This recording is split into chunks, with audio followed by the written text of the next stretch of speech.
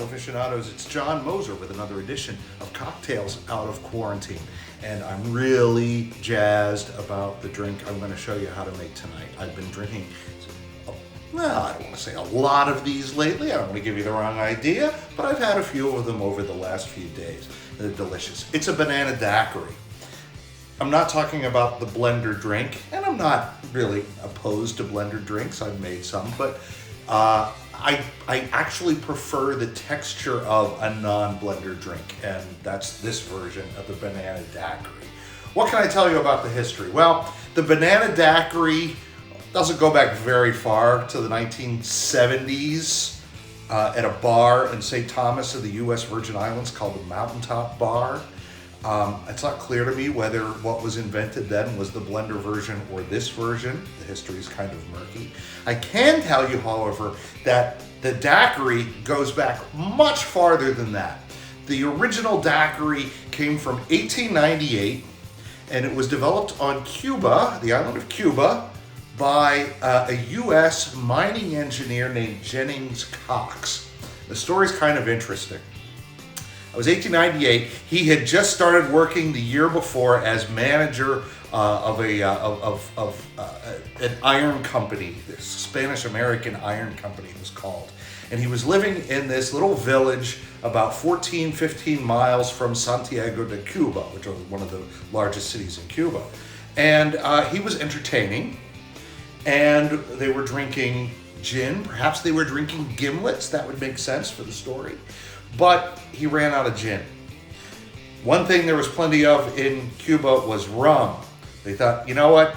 Straight rum is too harsh.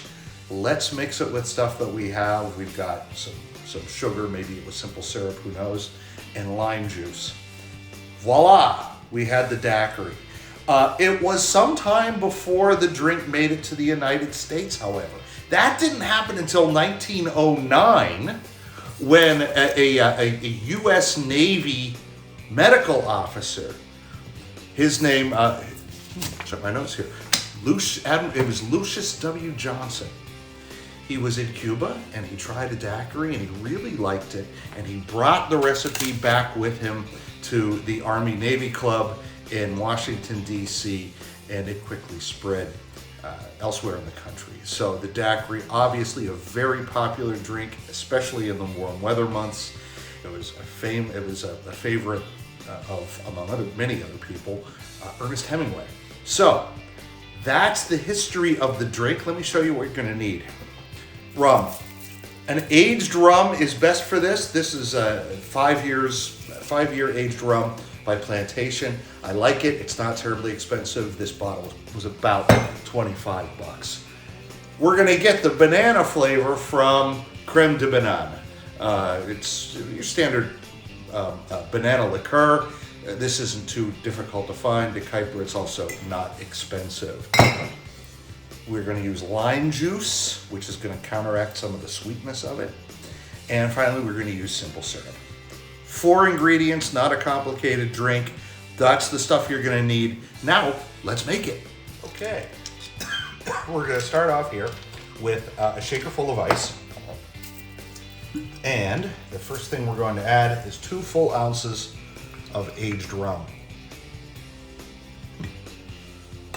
Smells delicious. We're gonna get our banana flavor from 1/2 ounce of banana liqueur.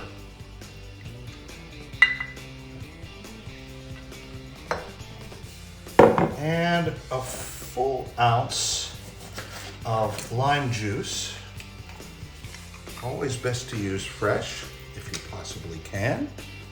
And I think I should have no trouble getting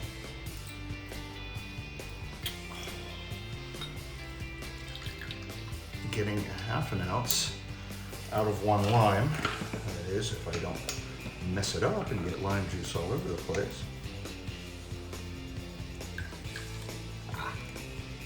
That is perfect. And finally, just a touch, 1/4 ounce of Demerara simple syrup. I don't want to make this too sweet. There we go. And then 1 And shake.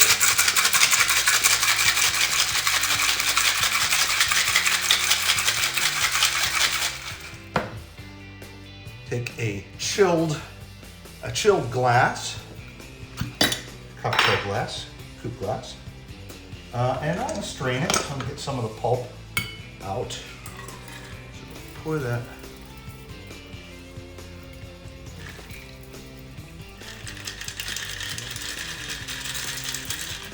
Right over here. Isn't that pretty? It's a gorgeous drink.